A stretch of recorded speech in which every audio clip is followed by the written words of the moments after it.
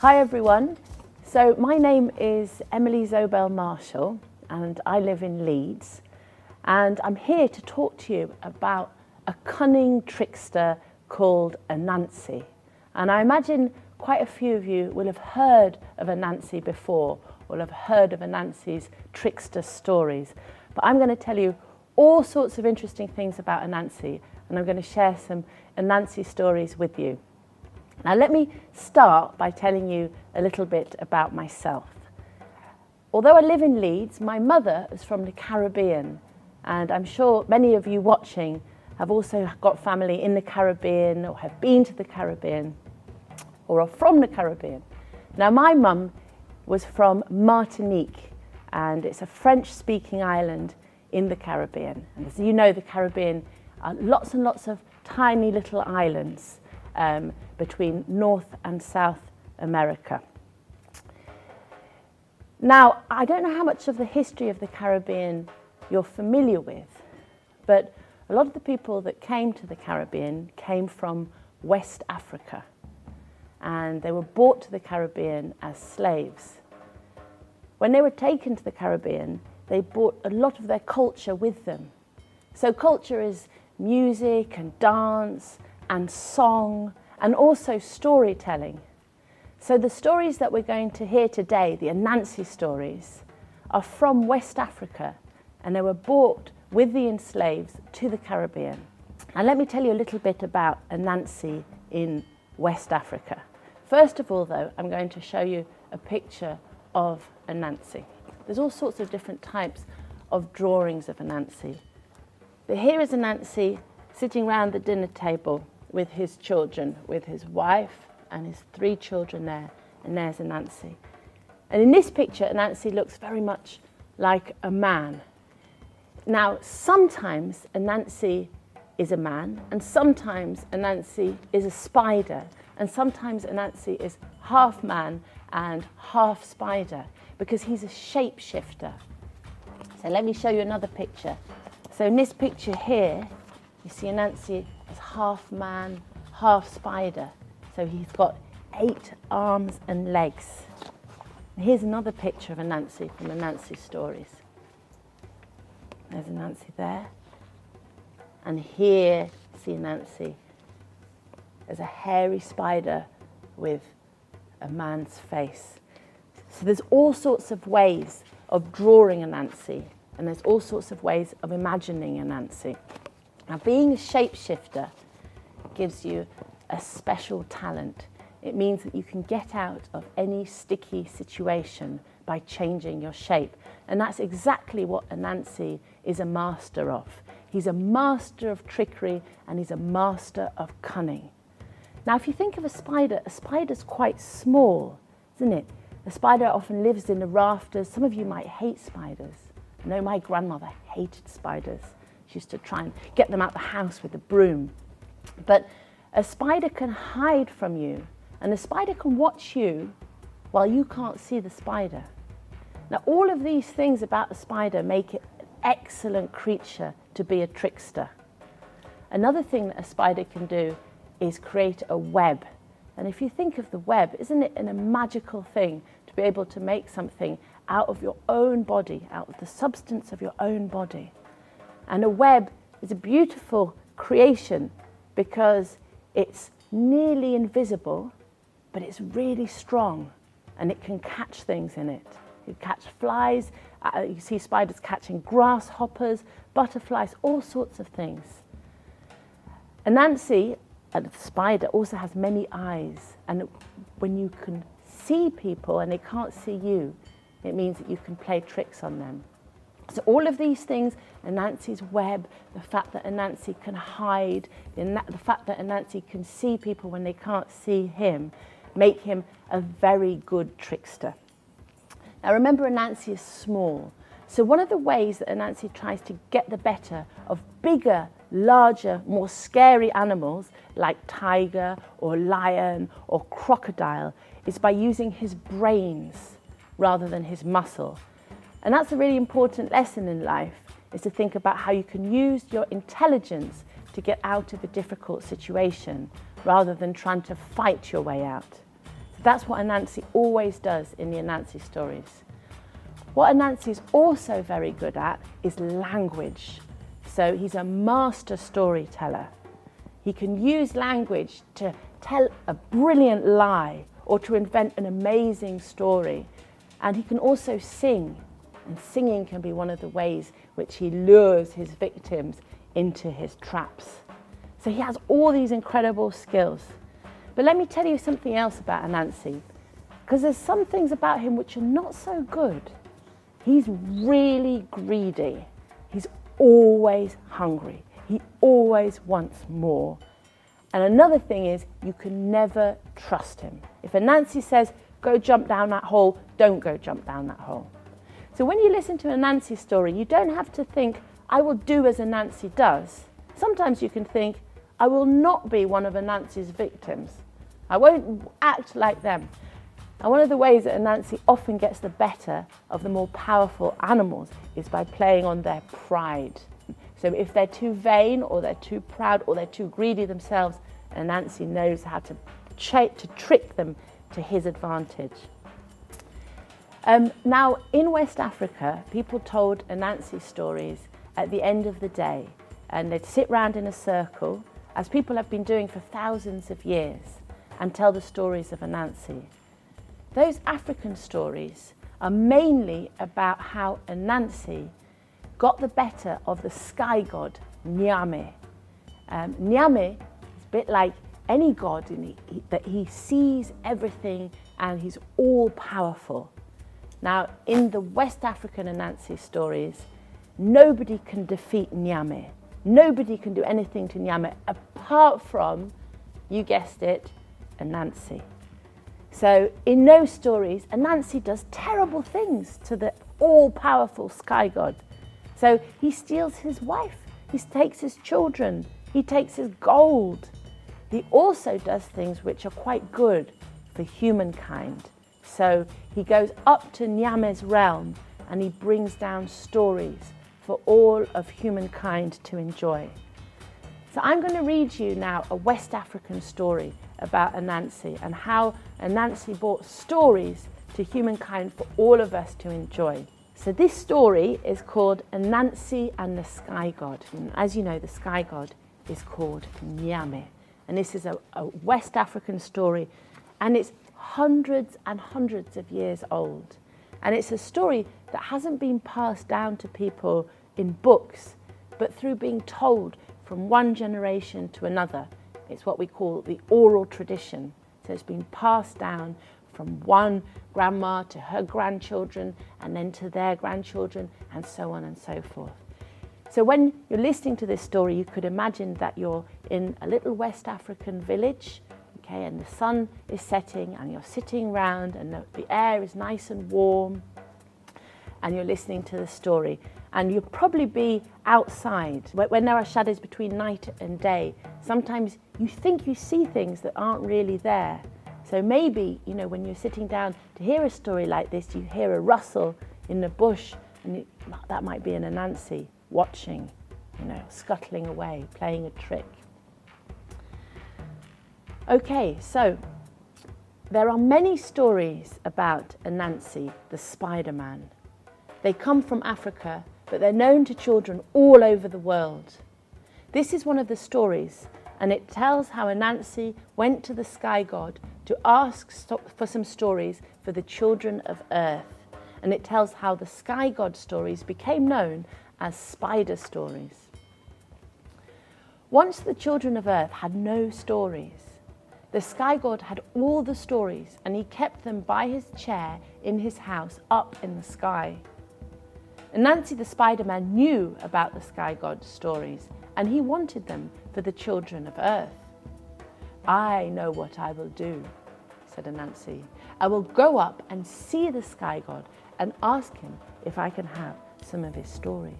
You can see the sky god there, and he's a huge and powerful being. Anansi spun a web that went up into the sky, up and up it went to the house of the sky god. Up went Anansi the Spider-Man, up the web to see the sky god. The sky god was big. He looked down at little Anansi. "What do you want, little Spider-Man?" he asked. You can see Anansi on his web there, climbing up to see the sky god. Anansi looked up at the sky god and he said, "Please, sky god, I know you have some stories and I want some of them for the children of Earth.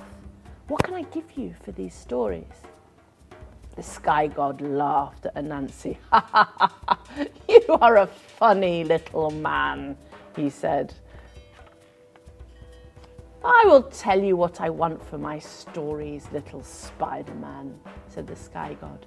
"I want Osebu, the leopard with the terrible teeth. Momboro, the hornets that sting like fire. And Aboeta, the fairy that no man sees. If you will get them for me, I will give you some stories for the children of Earth." And the sky god laughed and laughed.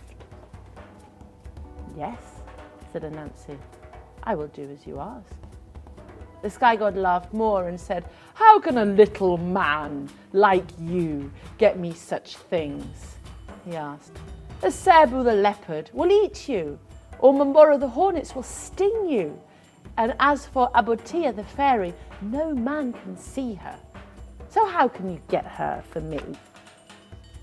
Anansi said nothing. He went down the web. Down, down, down he went, down to Earth, to look for Osebu the leopard with the terrible teeth, Momboro the hornets that sting like fire, and Aboeta the fairy that no man sees. "I can get them," he said. "I know I can." This is one of the important things about Anansi. He never gives up. First, Anansi went to look for Osebu the leopard with the terrible teeth. He saw him sitting by a tree. "Have you come for tea, little Spider-Man?" said Osebu. "We will see about that," said Anansi. "But first, I want to play a game with you." Osebu liked playing games. "What game do you want to play?" he asked. "This is the game," said Anansi. "I will tie you by your feet, and then I will let you go, and you can tie me up." "This will be fun," said Osebu. He wanted to tie Anansi up and then eat him. But Anansi tied Osebu up first, and he tied his feet to a tree. Look at him there, tied up. "Soon I will take you to see the sky god," said Anansi. "But first I must go and look for Momboro the hornets that sting like fire. Do not run away, Osebu." And he laughed at the leopard tied to the tree. Anansi walked on. And soon he came to a banana tree. "This will help me," he said. He took a big leaf from the banana tree, and then he went to get a hard gourd and put some water in it. A gourd is like a pot that you carry water in West Africa, in a gourd. "Now I will look for Momboro, the hornets that sting like fire," he said. Anansi walked on. He saw Momboro, the hornets that sting like fire. He put the banana leaf up over his head and poured some of the water from his gourd onto the banana leaf. It looked like it was raining. Anansi poured the rest of the water over the hornets. It's raining, he said to the hornets. "Get into my gourd, little hornets, to keep out the rain." "Thank you, Anansi," said the hornets, and in they went one after the other to keep out of the rain. One thing that you know about Caribbean people and West African people is they do not like to be in the rain. "Now, all I have to do is to keep you in there," said Anansi. And he put a cork in the mouth of the gourd. He took the gourd to the tree where he had tied Osebu, the leopard with the terrible teeth. He tied the gourd to the tree. "Soon I will take you to see the sky god," said Anansi. "But first I must go and look for Aboeta, the fairy that no man sees." Anansi made a little doll with a bowl in her hand. He put glue all over the bowl, and then he put some cooked yams into the bowl. So this is the doll that Anansi made, and there are the yams in her hand. He took a vine and stuck one end of the little doll's head, and then he put the doll down by the tree with red flowers round it, where the fairies like to play. Anansi took the other end of the vine and went off to hide. Soon, Abuita the fairy that no man sees came to the tree with red flowers around it. She saw the doll sitting by the tree and stopped to see what was in the bowl. Abuita looked at the yams and her mouth watered. She liked yams. "Please, let me have some yam," said Abuita to the doll. Anansi pulled the vine, and the doll's head went up and down, and it looked like the doll was saying, "Yes." Abuita took some yam and put it into her mouth. It was good. Abuita took some more yam and then some more and some more. Soon Abuita had eaten all the yams. "Thank you," she said to the doll, but the doll said nothing. "Thank you," said Abuita again. Once more the doll said nothing. Abuita was getting angry. "Talk to me," she said, but the doll said nothing. Talk to me, or I will slap you," said Abuita, but the doll said nothing. So Abuita slapped the doll, and do you know what happened? Her hand got stuck to the glue that Anansi had put over the doll. Abuita was getting more and more angry. "Let go of my hand or I will slap you with the other hand," she said. But the doll could not let go. And so Abuita slapped her again and the other hand stuck to the glue. Now Abuita was as angry as a fairy could be. She kicked at the doll with her feet and her feet stuck to the glue. She looked so funny with her two hands and her 2 feet stuck to the doll. Anansi looked out from where he was hiding and saw that Abuita was stuck. There's Anansi looking at the doll. Anansi laughed at Abuita. "Now I will take you to see the sky god," he said. "But first, come with me to get the other things that I have to take with me." Anansi took Abuita to the tree where he had tied Osebu, the leopard, and Momboro, the hornets. Then he spun a web that went up into the sky.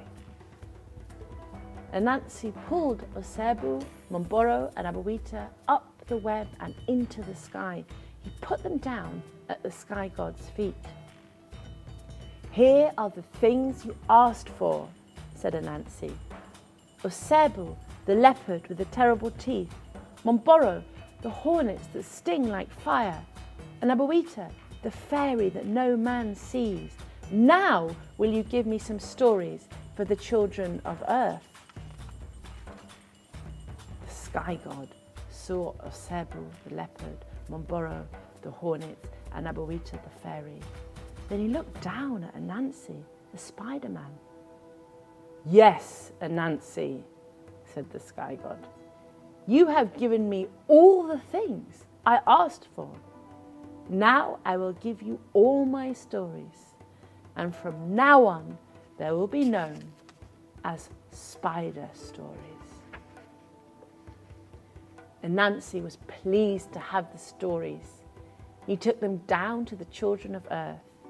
Now children all over the world know about Anansi, the Spider-Man, and all of his adventures.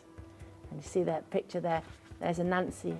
And these are scrolls. These are old-fashioned scrolls which have lots and lots of stories written on them that he's brought down for the children of earth. So that is how all the stories in the world became Anansi's story. And now you can see from this story how Anansi uses trickery to gain advantage over more powerful animals.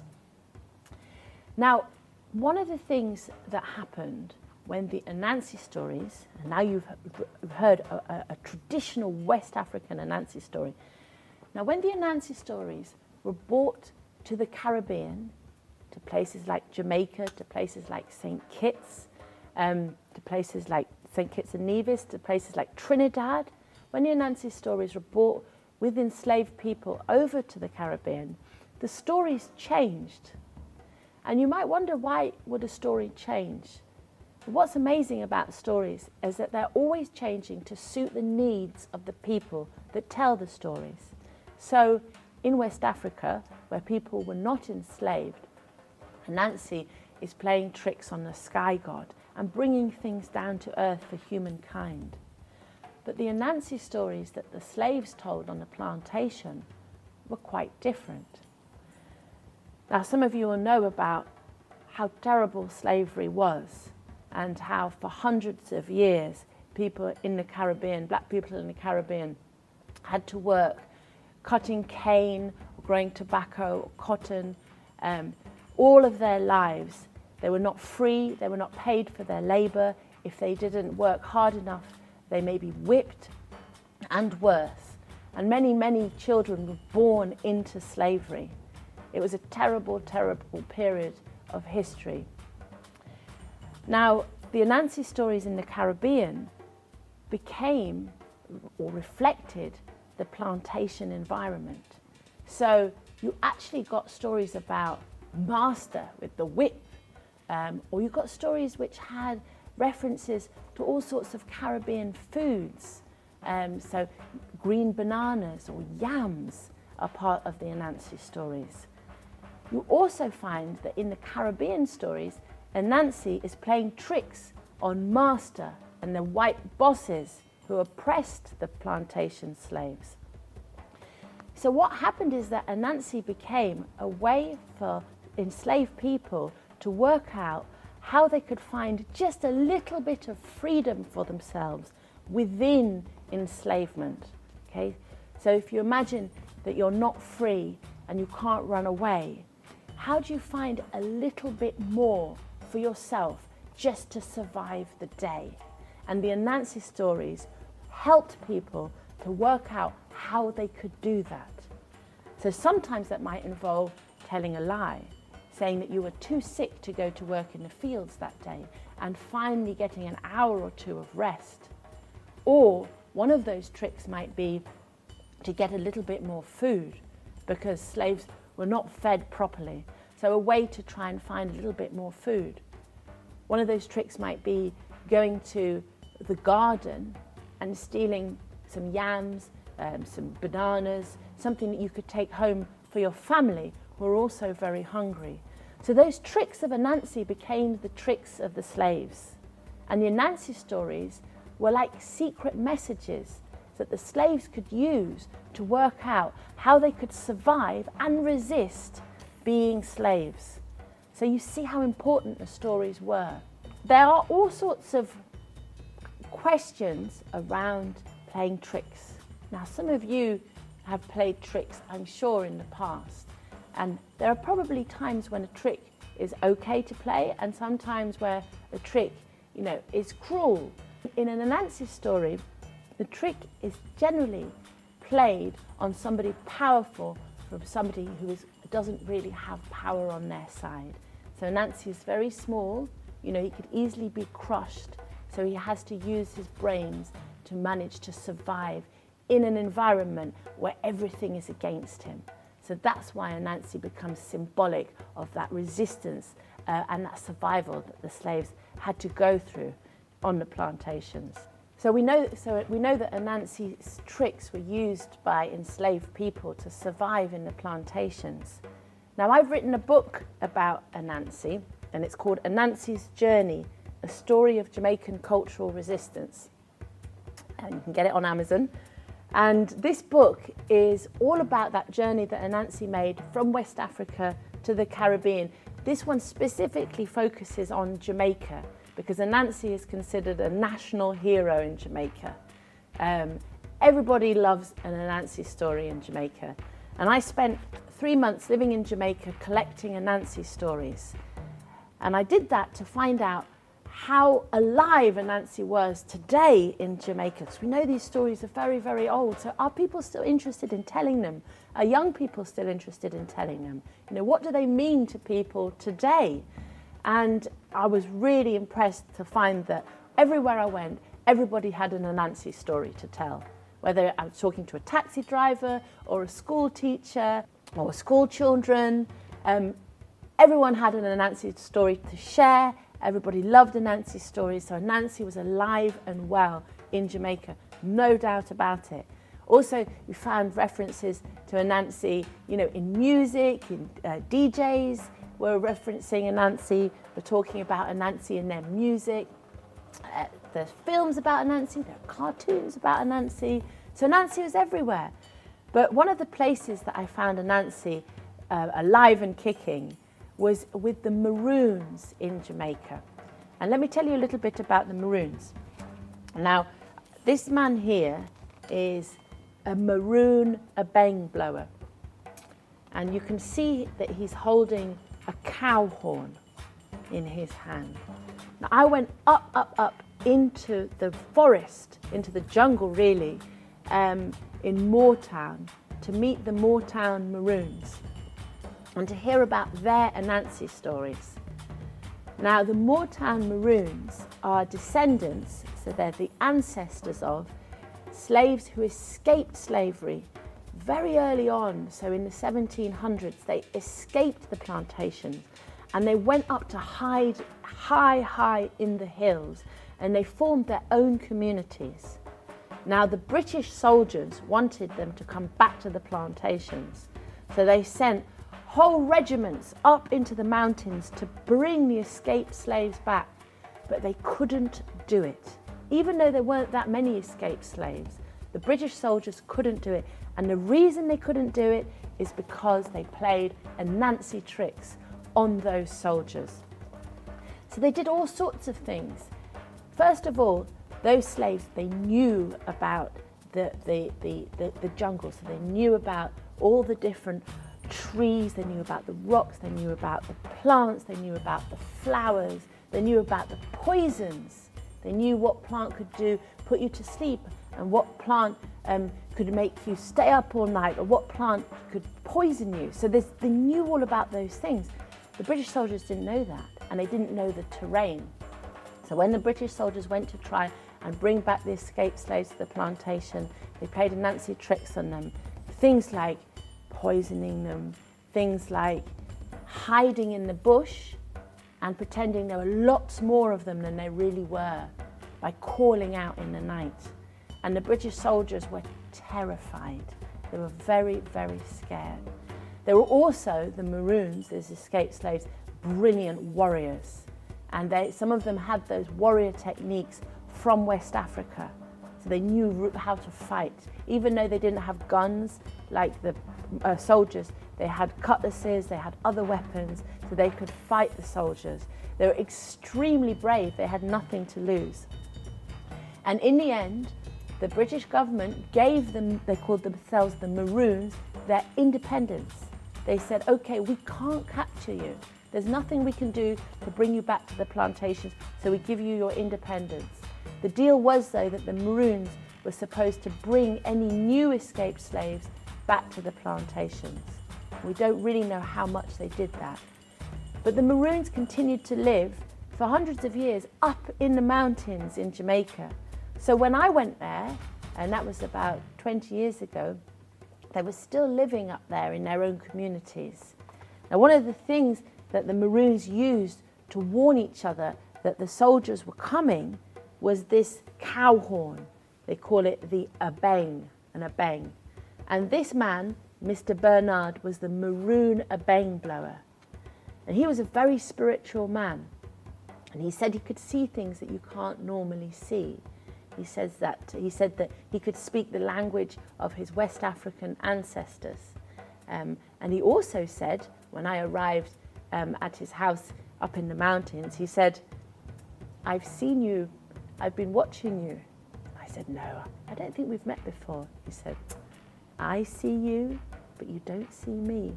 And he told me all the things that I had done that week. And I could feel the hairs on my arms rising. And I realized that Mr. Bernard was a bit of an Anansi character. And just like Anansi, he said he'd been watching me without me being able to see him. What was so amazing about Mr. Bernard was the way that he could tell Anansi stories. And he also said that it was through the tricks of Anansi that the Maroons survived and the Maroons didn't become re-enslaved on the plantations. So he was an incredible character. And the Anansi stories that he told were very close to their West African versions, because the Maroons had been living in isolation for all those many, many years up in the mountains. So So they didn't have many other cultural influences. So their African culture was very strong and very pure. One of the stories that Mr. Bernard told me was a really funny story about Anansi and his old riding horse. So I want to share this story with you. So this is a story again about how Anansi gets the better of a more powerful animal. And this time it's Anansi and Tiger. Now all the animals lived in a forest and there was a clearing in the forest. One day Anansi said, I want everybody to come into the clearing. And so all the animals went, and even Tiger was there. And Anansi said, you all know that Tiger has been saying that I am weak and that when I speak, everybody laughs, and when I shout, nobody listens. I want you, all you animals, to know that actually Tiger is nothing but my old riding horse. And after saying that, he turned on his heels and scuttled away into the forest to his hut. Tiger was furious. He's like, how dare this tiny spider say that me, the king of the jungle, that I am just his old riding horse. So he went running to Anansi's hut. When he finally got to Anansi's hut, he could just hear a little voice inside. He bashed on the door. He said, Anansi, come back out here to the clearing and tell them the truth about me. I am king of the jungle. I am not your riding horse. And Anansi said, in a very, very faint voice, he could hardly hear it, just whispered, he said, Tiger, I have suddenly fallen very, very ill. And I will do the thing you tell me to, but I cannot walk. I don't have any control of my 8 legs anymore. And I'm lying in bed. And the only way I can go back to the clearing for me to tell them is for you to take me. So Tiger said, if it must be, I will. So Anansi came out all weak from his door.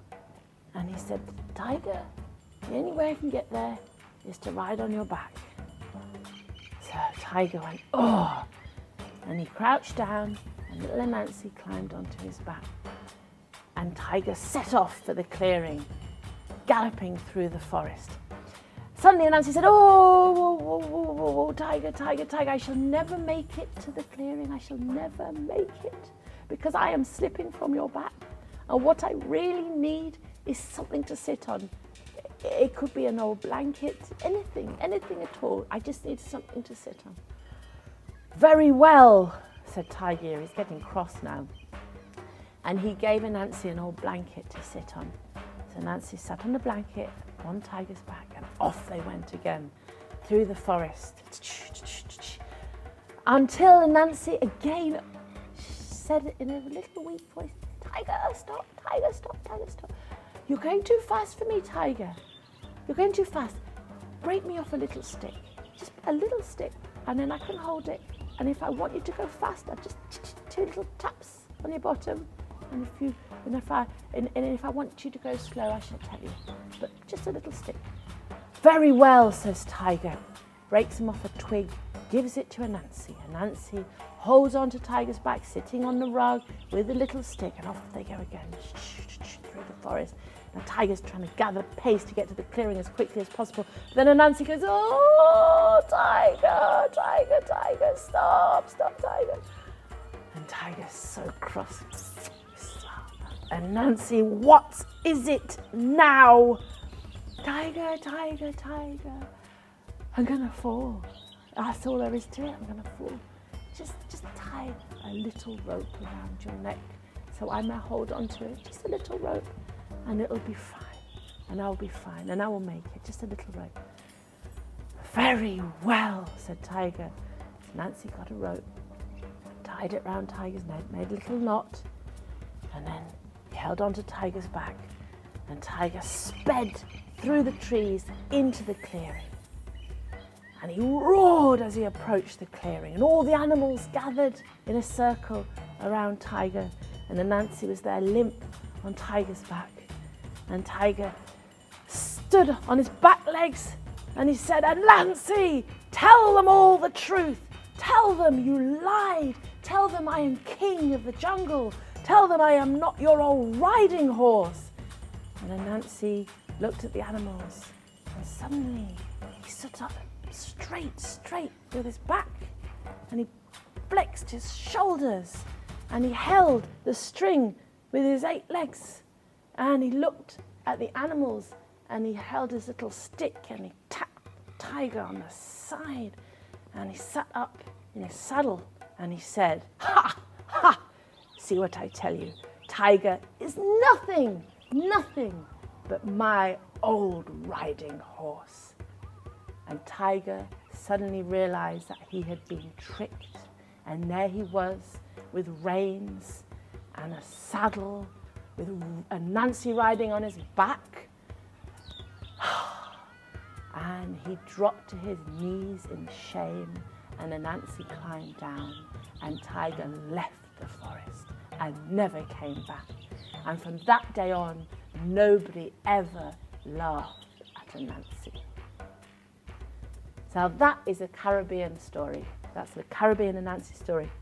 And you can see again how Anansi's used his brains, his intelligence, and also his way with words, his language, because he has a silver tongue. And that's one thing that Caribbean people, amongst many other things, are very good at, is using language.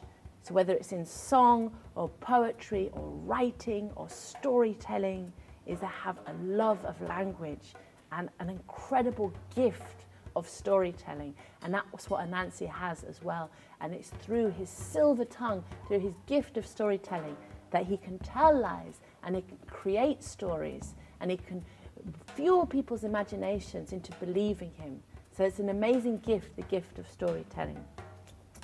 Now, I want you, after I've told you all about Anansi, to try doing some of your own interpretations of Anansi. So I've read 2 Anansi stories to you. Now, what you could try and do at home is to get a piece of paper and a pen and write your own Anansi story. Now, you might want to think of the clever trick that Anansi plays in the story. So think about who is Anansi's adversary. So who is he going to play the trick on? Is it going to be Brother Bear or Brother Tiger, or Brother Lion, Brother Alligator? You could actually make it about somebody you know. You know, could it be your teacher? Make sure it's not too much of a bad trick if it's your teacher you choose for the story, or your mum or your dad. But write your own Anansi story. It doesn't have to be complicated and it's really fun. So try writing your own version of an Anansi story and try and think of a clever trick that Anansi can play.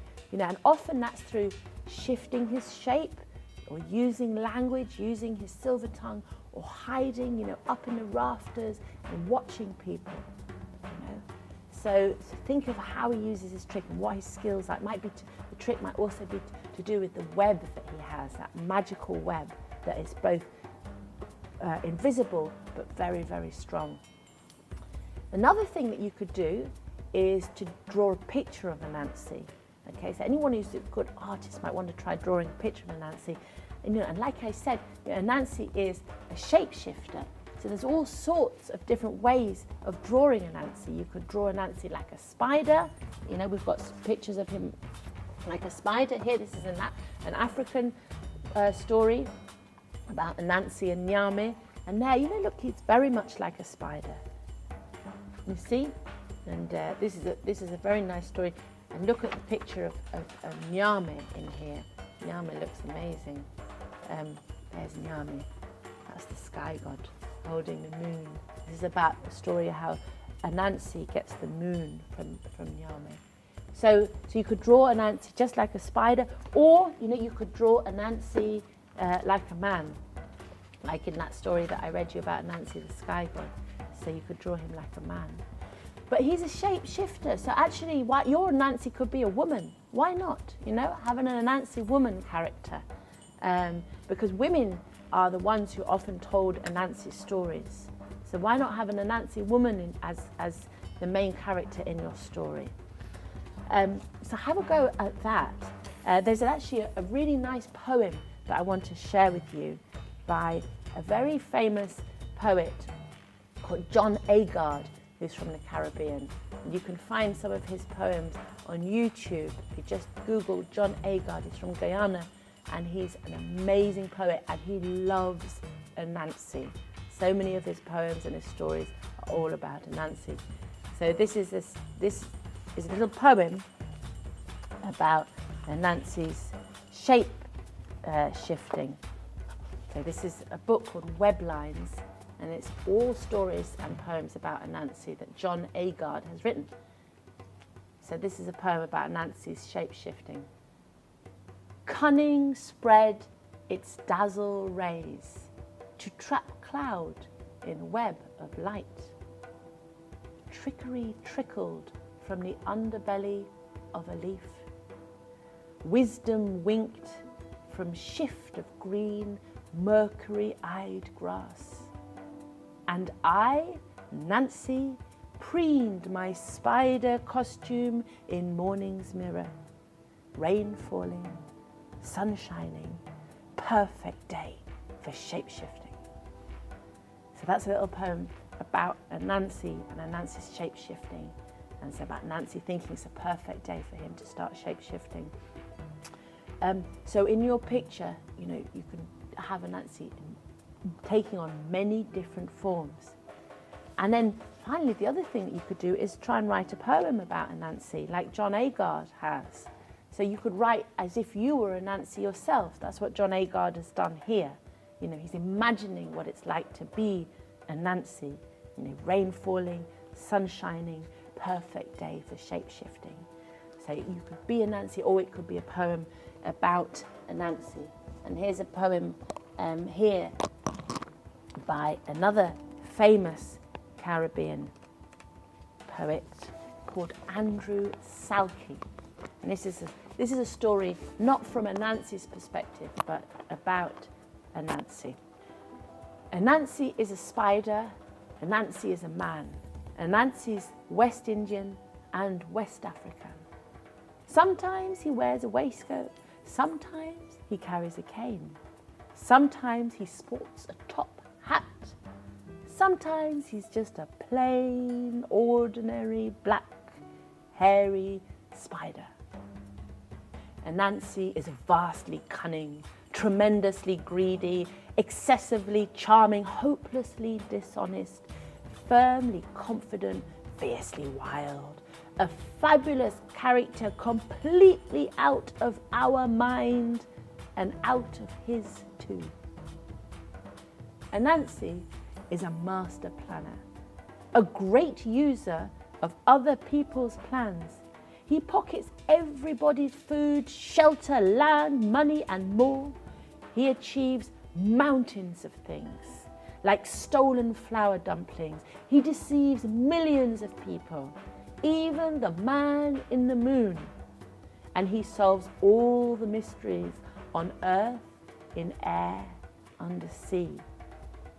And always Anansi changes from a spider into a man, and from a man into a spider, and back again at the drop of a sleepy eyelid. So you could try writing a poem like Andrew Salkey's poem, about all of Anansi's qualities and all of his characteristics and all of the amazing and magical and wonderful things that make up this character, Anansi. Well, I hope that's given you a bit more information about Anansi, and I hope you've enjoyed those stories, and you understand also how the Anansi stories are also a way of us understanding that whole history of West Africa and Caribbean and enslavement, and how people survived and resisted when all the odds were stacked against them. And they didn't do that just through fighting, but they did that through using their intelligence and through using language. And those are really, really important things to help you survive in any situation. Thank you.